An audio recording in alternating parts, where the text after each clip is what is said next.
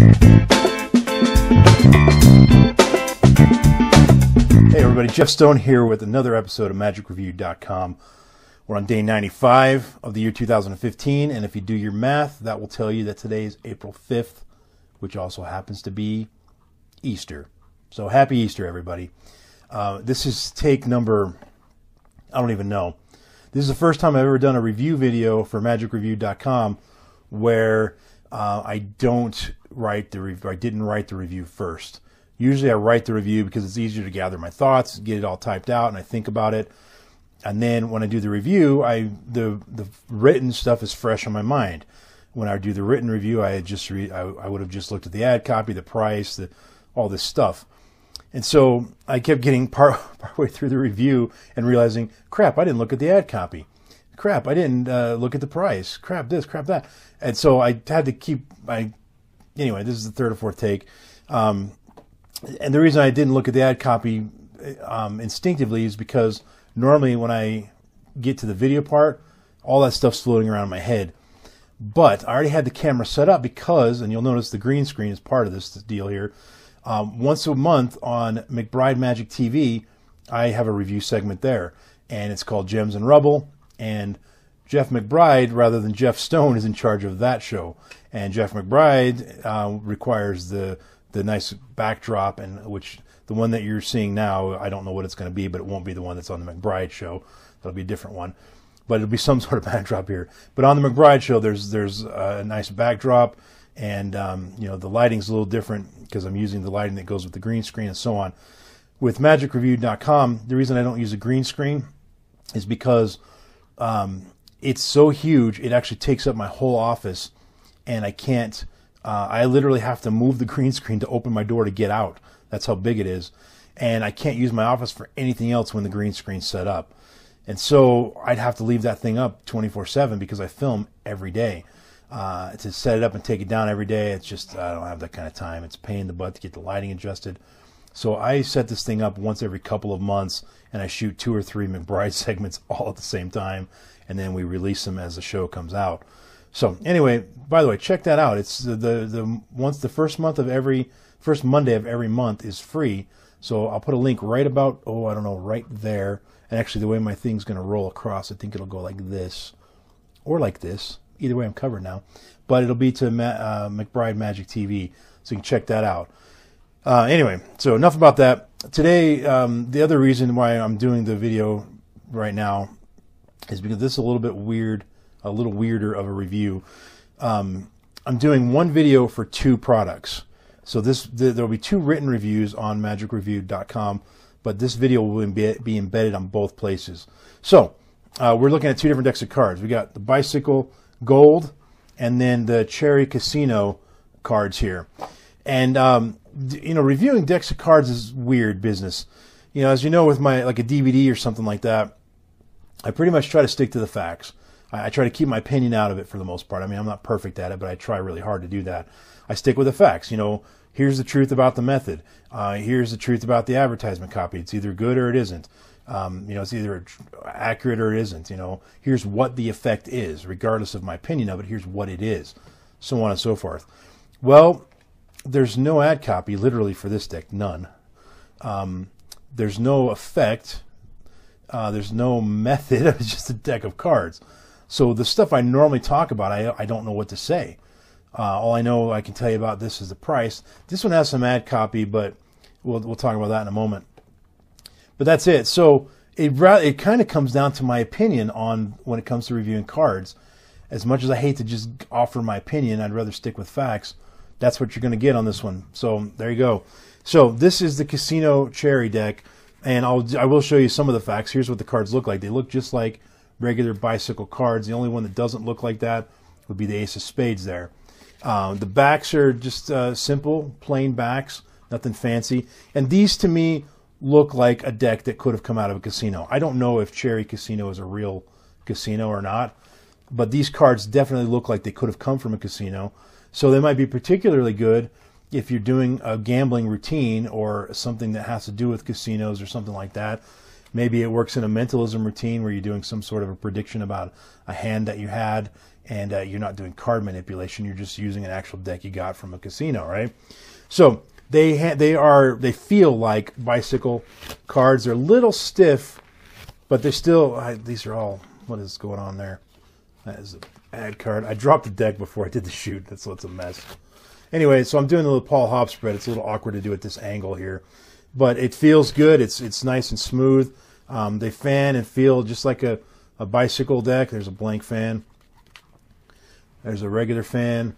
They feel fine. They're a little stiff, which these days bicycles tend to be a little stiff, but they feel and handle just like a deck of bicycles. So if you think the design looks cool on the back, I mean, that's really all you're getting. And then the front, they're $10 for a deck of these.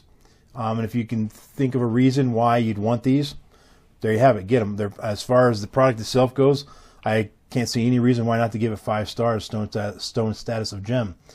So that's that. Second deck.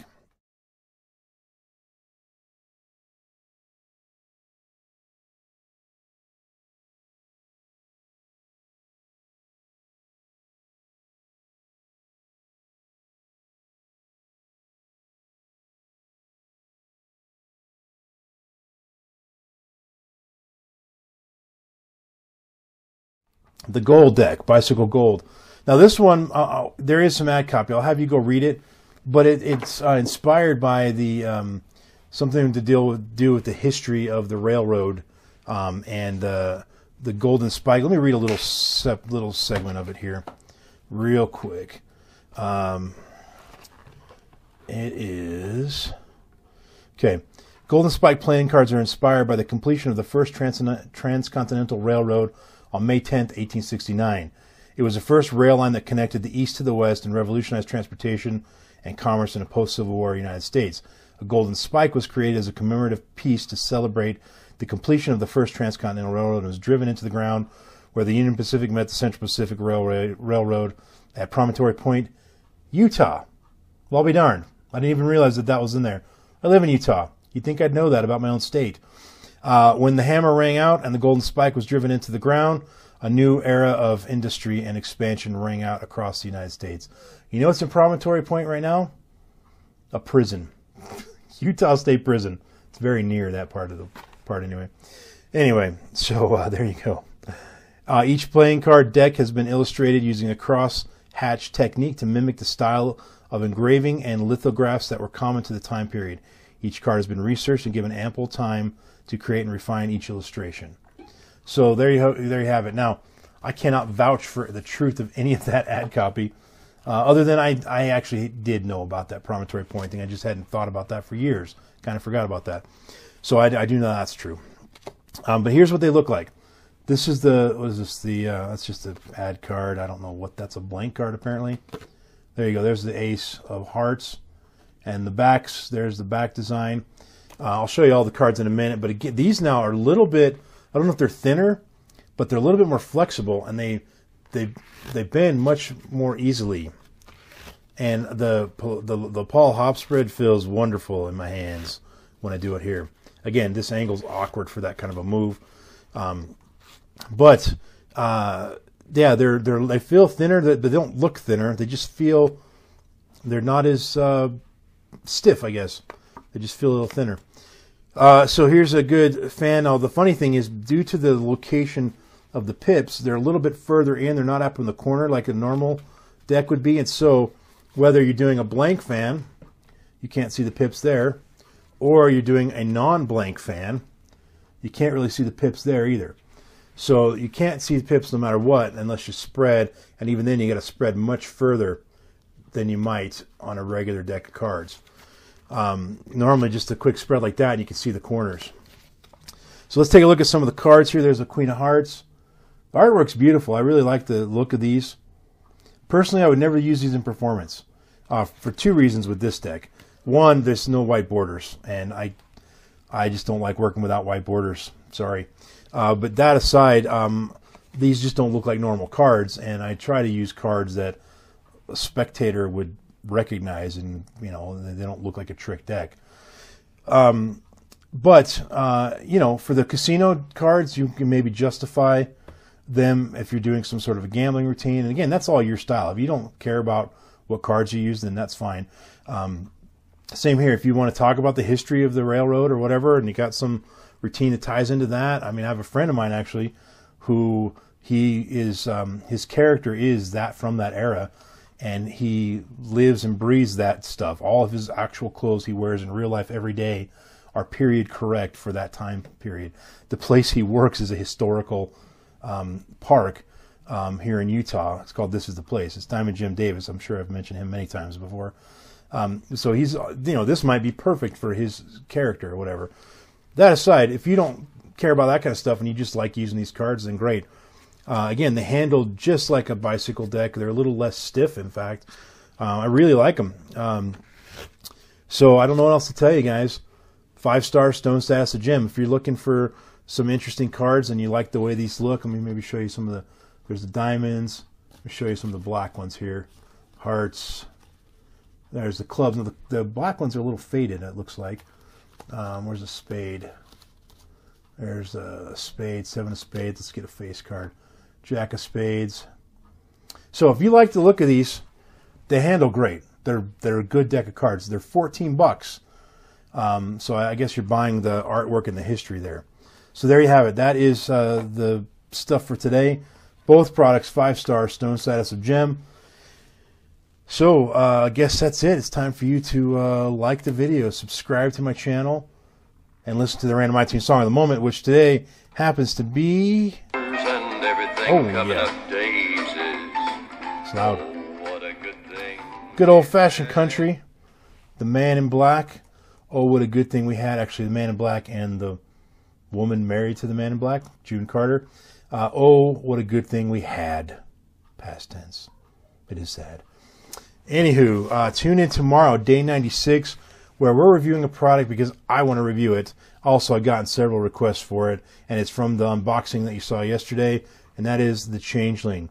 I'm looking forward to this because I'm trying to find a bill change that fits my style and my just something that I like the way it feels and looks, and that I can just carry around with me everywhere and just be able to do it in non-magic settings, you know, more casual settings.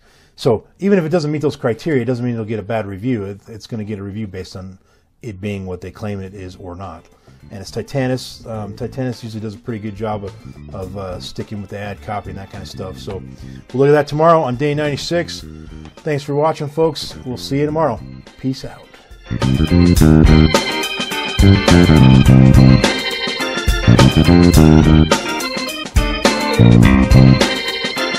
Thank you.